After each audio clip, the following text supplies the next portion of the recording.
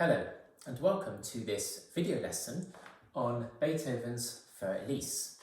I'm Jonathan Delbridge, and in this introductory lesson I'll be talking about an overview of the piece as a whole and then focusing on the first section.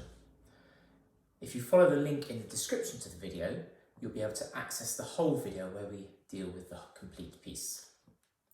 So this piece, known as For Elise, although Beethoven only entitled it Klavierstück, piano piece, was written in 1810. Interestingly, it was only really discovered and published 40 years after Beethoven's death, but it's become one of his most famous piano works and one that is very popular for students to learn. And indeed, it's a piece that pianists of sort of an intermediate to advanced standard can easily learn to play. If we look at the whole structure of the piece, we can divide it into sections. So at the beginning we've got section A.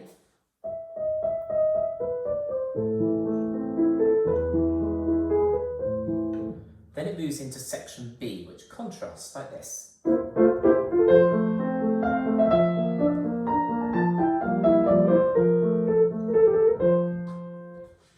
Then section A comes back, the opening tune. And so on. Then we have our section B, which has got these repeated A's in the bass.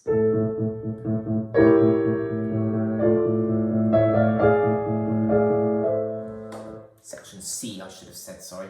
And then section A, the opening tune, comes back again at the end. So in this introductory video, I'm just going to deal with section A. And indeed, many people choose just to learn that section. Certainly, technically, that's the more straightforward part of the piece, if you like, and then you can always progress to learn sections B and C later. So section A, if you've got the text, which I would strongly advise, the original edition with no extra markings, it's marked molto grazioso, which is very graceful.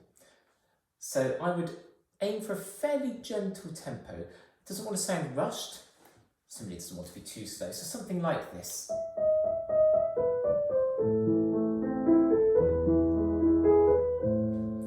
It's also marked pianissimo, and there are no other dynamic markings throughout the piece in the text. That doesn't mean we're not going to do any light and shade, but it certainly indicates that it wants to have a fairly delicate feel to it.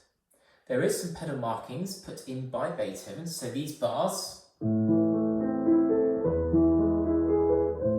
are marked to be pedalled. If you're learning this piece, what I would suggest you do, first of all, is maybe look at the left-hand pedals there, the left-hand passages there, sorry.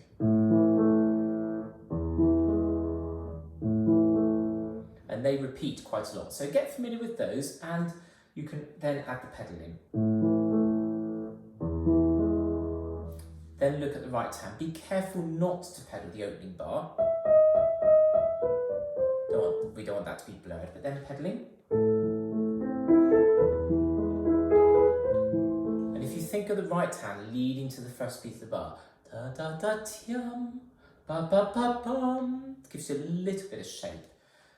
Similarly with this, da da da da da da da, it leads to there.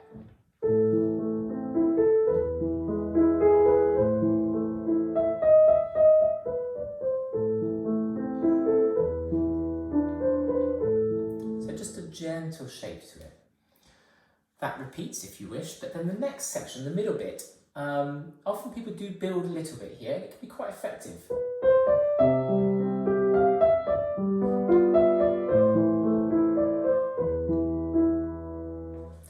Again, maybe worth learning the left hand first.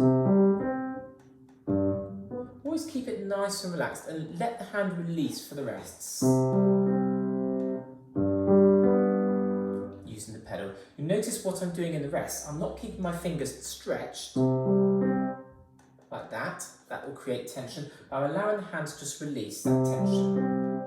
Bringing those fingers back together. And that keeps it relaxed. In the right hand, there's a little bit of a pattern because you've got these seventh stretches. That's a beautiful interval. So again, lead to the first beat of the bar. Da da tiam.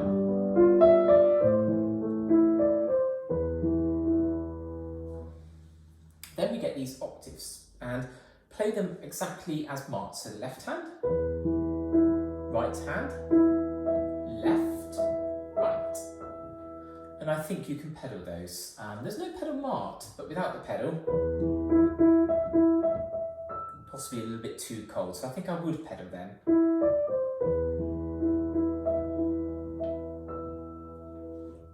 And then we've got the D sharp to E pattern again. And again, play it as marked, left hand, right, left, right. And no pedal in that section. Pedal will just blur that. Get that dissonant sound if we pedal that. When you're playing those, I think Beethoven has deliberately marked it to swap between the hands because I don't think he wants it to be perfectly smooth and joined. I think he actually wants da, da, da, da. So I think bring that phrasing out by swapping the hands. And when it does go to the right hand again, left, right, just be careful to count there. It's very easy to put an extra or indeed leave one out there, so just watch out for that.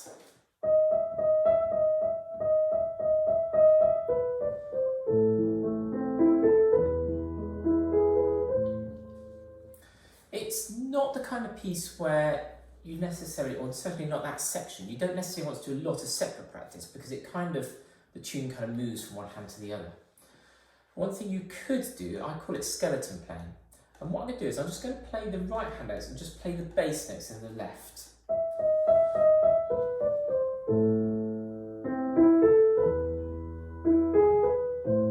That might be a useful little exercise.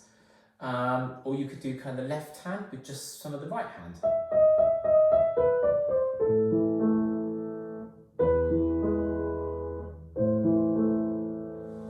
I call that skeleton playing, and it's useful on a piece like this where you just take out some of the elements of the music and you could try all sorts of combinations of that as well as doing a bit of separate work as well.